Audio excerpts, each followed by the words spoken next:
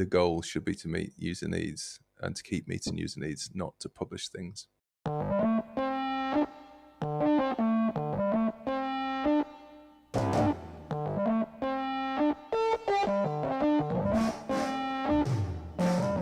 Welcome to Content in Practice. I'm your host, Blaine Kylo. In each episode, I speak with someone about how we do the work of content.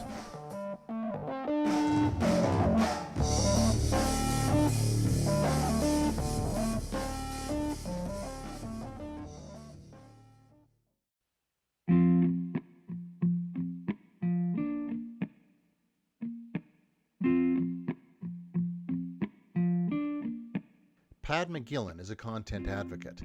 He was formerly the head of content design at the Government Digital Service, which manages the website for the Government of the United Kingdom.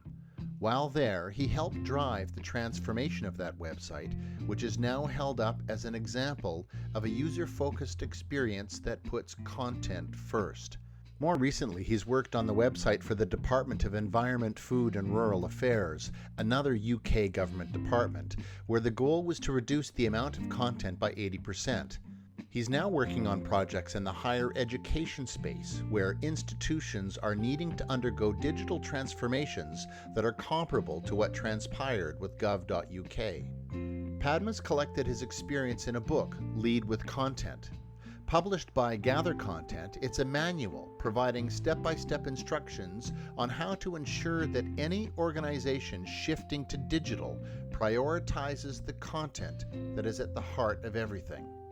What I was trying to do was say, if you focus on your content, which is the thing that your users focus on primarily, then in order to make that content good, you are likely to have to do certain things in your organization. So the organization is going to have to change, and these are the sorts of ways that it should change, and these are the ways to make it happen successfully, even in large established organizations that don't like change. One of the things that you talk about in the book is how when organizations or companies are small, and you talk specifically about the startup culture, it's really easy for companies to sort of shift on the fly and make these decisions as they go. At what point do you think an organization becomes too big for that ad hoc approach to work? So I've got a little theory about that. And my theory is that humans shouldn't organize themselves larger than a decent sized village. So I think when you get to about 150 people, with 150 people, there are going to be people that you're friends with, there are going to be people that you're acquaintances with, and then there are going to be people that you just nod at in the street, but you're going to pretty much know everybody by face. When you get beyond that, you inevitably shrink away into groups, and outside of that is not your interest. Like, you can't stay on a genuinely human relationship with everybody when you get beyond that. And I think that with organizations, when you get bigger than that, you need several layers of management, you need a lot of kind of processes and policies in place, you organize yourselves into silos. At that point, there are enough people in the organization who aren't directly related to either senior management or the end user to mean that the organization gets a momentum of its own that isn't necessarily around meeting the needs of the users or working in the direction that the strategic leadership wanted to work in. The organization kind of becomes an entity unto itself, so people can come and go, but the thing still happens. Yeah, exactly. It's this self-perpetuating thing. It becomes its own culture, it gets its own norms, it gets its own language. You know, you can be ex-company type of person. You know, you can be one of those people who fits in. That means that the company is going to become averse to risk. You know, it's going to start attracting the kinds of people that aren't startup type people, aren't looking for that kind of a life. They want some security. They want to be able to read a manual and to know what the structure is and to know what the rules are. And then once they know it, once they know all that structure, all those rules, all the jargon, all the norms, that gives them status in the organization, and it becomes quite a challenge to try and change that, because there's a risk that they will lose their relevance, lose their status, and so they're likely to be resistant to change. They have a vested interest in maintaining status quo. Absolutely. And the thing is, you do actually need that sort of person in an organization of a certain size. And I think, I mean, I generally work with large organizations, even though I'm most comfortable in that kind of startup mode. Large organizations, they need stability, and they need order, and they need process. And they also need to be challenged, and they need people on the edges of things doing a kind of Jerry Maguire mission statement, and they need to have people trying to rock the boat a little bit. And if you have too much of either one of those two, and you don't have the right balance of those two, then either the company or the organization becomes stagnant and irrelevant and will eventually fail, or it is chasing its tail and trying new things all the time, and nobody knows what this company does or what its brand is, or they can't relate to it, so it fails again. So you kind of need that balance. Do you think that there are some common problems that organizations that have hit this critical mass are there some problems that they kind of all end up facing with content? I know for a fact that there are common problems. Yeah, I mean, every organization beyond a certain size that I've interacted with in the public sector, the cultural sector, the private sector, they all have the same issues. Like, I hear the same stories again and again. And essentially, it's that there are people who are doing the digital work who know what needs to happen, but they don't have the power to make that happen and sustain it. Organizations like that, generally, digital feels quite new, it's like this new internet thing. Even though the internet's been around 20 odd years or whatever, it feels like an add-on. It's not really what the organization does. They've just got this new window that they need to dress now. Whereas digital transformation is saying, no, digital is now the environment that you live in. If you're not kind of digital first, your organization can't possibly keep up, because there are so many opportunities that digital provides for an organization to stay relevant, to stay meeting the needs of its users. If you don't have systems in place to access that and to respond to it much more quickly than you ever have done before, and to a much higher standard than you ever have done before, there is no way that you are going to stay relevant for the long run. So your market share might help you out. Your kind of the fact that you are written into the law, or you're the government of a country or whatever, that's going to help to draw out your relevance, because people have got nowhere else to go, essentially. But as soon as there is any other opportunity for people to choose a different way, they will take it. So time is limited. If you don't become a digital first organization, no matter what sector you're in, then I think your days are numbered, not to put too fine a point on it. There are examples all over the place of audiences and users actually creating their own digital experience because it wasn't being provided to them by the people they needed it from. Absolutely. And there are a lot of examples of organizations that have every advantage. They have the best research, they can buy the best consultants, they've got a massive market share, they've already got their users that are eager to interact with them, and they just get complacent, and a new idea comes about and disrupts the industry entirely. And that's happened in pretty much every industry. Who'd have thought that a website like Netflix could totally decimate a company, for example, like Blockbusters? And yet you look back now and it's inevitable. Same with the music industry. It's like the music industry had every opportunity to respond to the realities of what was going on, but the way that it responded was to try and nail it down through legality, rather than to look at, well, what are the actual opportunities here? These are tough conversations to have as an organization, and they're tough changes to make, but I don't think there's an option but to make them. You were head of content with the Government Digital Service in the United Kingdom. What does head of content do? What does that title mean? What did it mean in your context? I had overall responsibility for the content strategy of the UK government. I had an immediate team of around 60 content designers at the time, and was kind of head of a wider community of 2,000 or so people working in content in government. At that time, gov.uk had been launched, but there was still plenty of government content that wasn't on gov.uk. And the period that I was involved really was about all the government agencies. So all the government departments had transitioned onto gov.uk, but there were 330 odd agencies that all had their own websites, all had their own ways of doing things, and all had their own cultures. Moving on to a single government domain was by no means a straightforward yes please to a lot of these organisations. There were the kinds of challenges you can imagine to make it not just well, you're doing it, this is what we're doing and like it or lump it, to these are the benefits, this is why this is a good idea, this is why you should be excited about the possibilities, and let's help you get on board. We think of governments being centralized organizations, but the truth is that they are massive bureaucracies that are much more distributed. Government isn't a homogenous entity. The government isn't one beast, it's many beasts. And the beasts within the beasts have all got different agendas, and they have a great deal of patience as well. So, even if you think that you're winning, 10 years down the line, maybe you're not.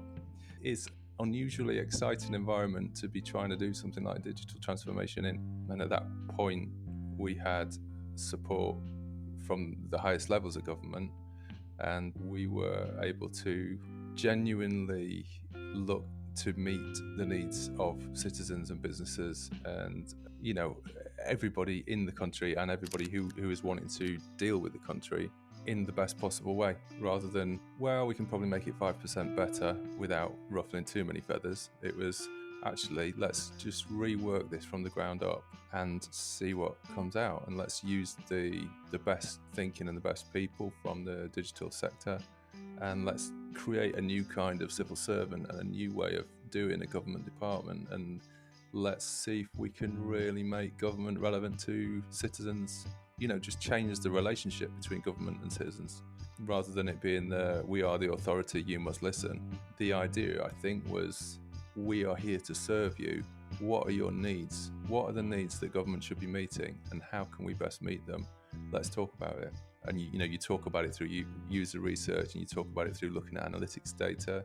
You talk to all the different stakeholders, and you build a picture of what are the parameters of this, and what are the opportunities here, and what could we do differently, and how differently can we do it. And then we do it, and then we test it, and we keep changing it in that kind of agile fashion until it genuinely is in line with user needs. One of the things that organizations have difficulty with is the notion that their users or customers aren't everybody. But a government does need to meet the needs of all its citizens. I asked Padma how the government digital service addressed that. On the one hand, it is everybody. On the other hand, one person has one need at one time that they're trying to meet. So they may, in this moment, they may be somebody in a business looking to find out, how do I pay my taxes properly?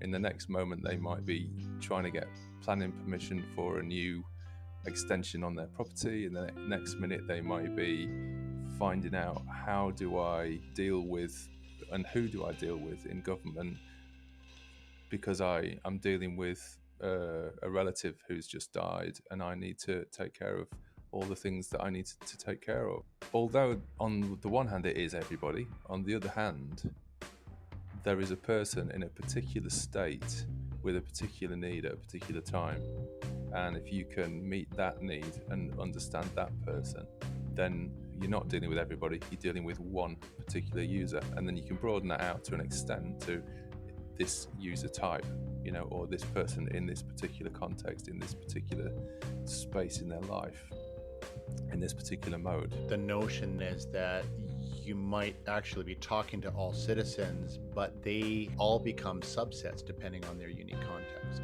And when you understand the subset, when you understand their mental model in trying to deal with this particular issue at this particular time, and you can organize your content and structure it and structure the whole user journey for them in a way that fits with that mental model, they will have an intuitive experience. They will have a good, positive, easy experience of dealing with your content, and they will be able to do the thing that they need to do. Quite often people are in pretty stressed out states. This is serious stuff. I've just lost my job, or I've just received this bill and I don't know how to pay it or who to pay it, and it says that I'm going to get fined if I don't pay it. It's about how do we make it as least stressful as possible. How do we make it as fast and as easy and as non-judgmental and as unpower trippy as possible, so that you as a citizen are served by your government and you can just get on with your life, so that this bit is as a smaller part as possible. People don't do this stuff for fun. For me, it's about shortening that user's journey, shortening the amount of content, making it as quick and straightforward as possible. The digital shift that created the new gov.uk website was truly transformational. The project and the resulting website are still held up as examples of impeccable content strategy and design. I asked Padma how the content migration was approached. While migrations typically involve moving content from one system to another, Padma explained that wasn't the case with gov.uk. With that project, all of the old content was simply removed. And it wasn't even added back. It was, let's look at what user needs all this content purports to meet. And if there's a proposed user need that comes out of that, then we will interrogate it and look at it and look at how many people are actually visiting that page. And if there are lots of people visiting that page, then probably it is a user need. So let's find out more about that.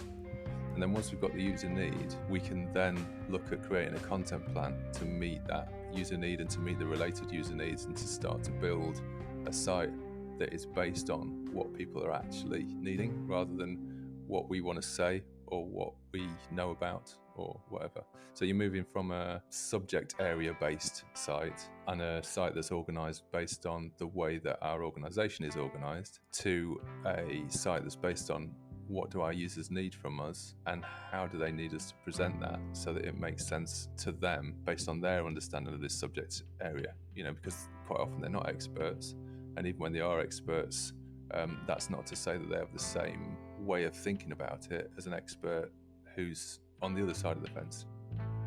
But the work doesn't stop there.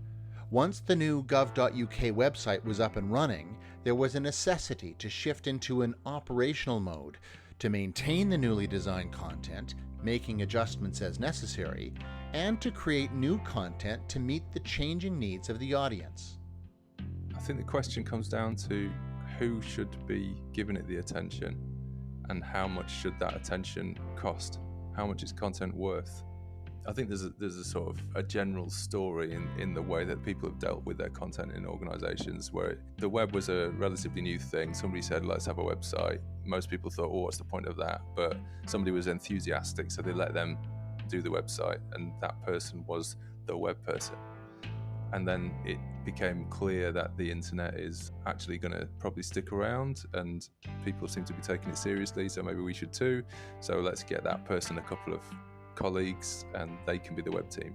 And then it becomes clear that actually if we're going to do this properly, it's going to be really expensive. So maybe rather than thinking about how to do that well, what we should do is we should just give everyone around the organization publishing rights, and they can write the stuff that they know about, because everybody knows how to write, obviously, and they can just hit publish and it'll just magically work.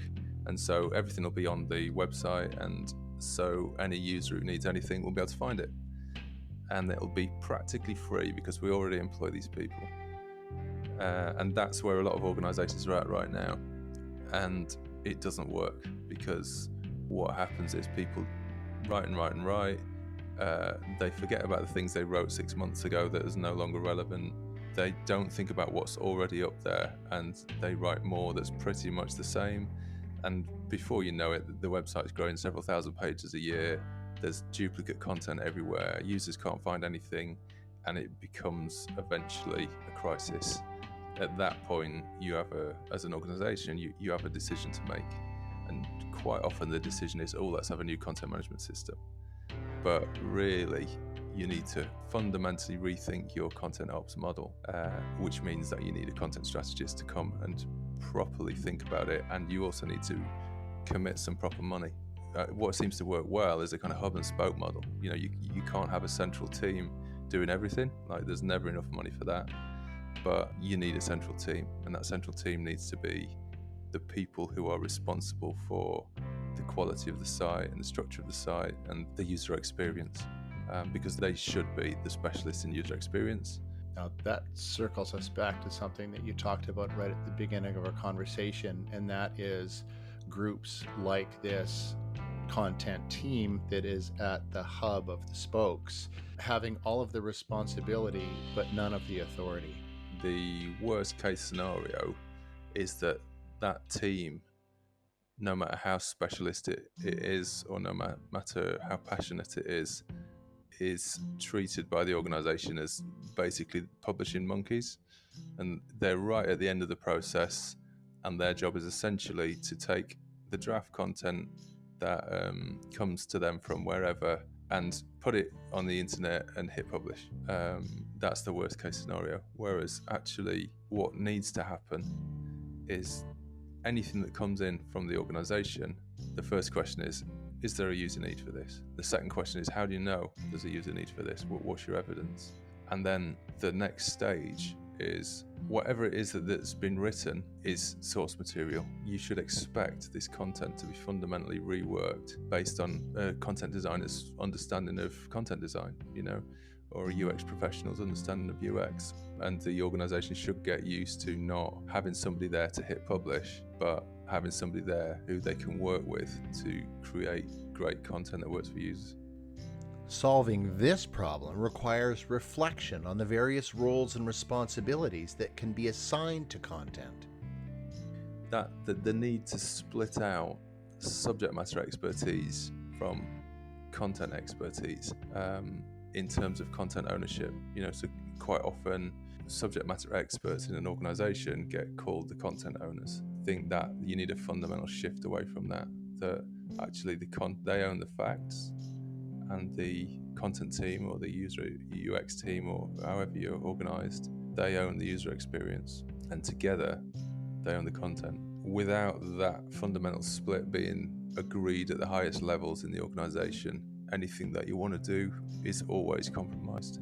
And I think that in large organizations where you've got job descriptions and you've got performance appraisals and all that sort of thing, that needs to be thought about, because when you come for your performance review, if you can say there was no new content published this year from my department, like all the user needs were met and we didn't do a thing, and you get a big thumbs up for that, that is really important. Whereas if you, in order to look like you're performing, you need to say, oh yes, we published another 20 things this year or whatever, whether there's a need for it or not, that responsibility shouldn't be with them. The goal should be to meet user needs and to keep meeting user needs, not to publish things.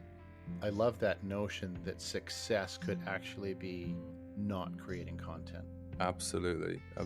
And that's kind of uncomfortable for organizations initially. Oh, we need to be broadcasting, we need to be telling people stuff, we need to be creating a noise. That kind of old style, drown people in the message and eventually they'll get it way of doing things just doesn't work in digital. To be confident enough to do nothing when nothing needs to be done is part of becoming a mature digital organization, I think.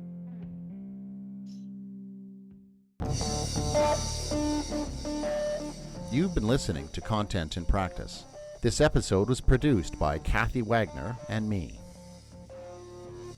Thanks to Padma Gillen for being our guest. Thanks also to Francesca Caleb at Gather Content. Our theme music is by Lee Rosevere. This podcast is presented by Content Strategy Incorporated, a consultancy focused exclusively on content strategy. Find us online at contentstrategyinc.com. Thanks for listening to Content in Practice. I'm Blaine Kylo.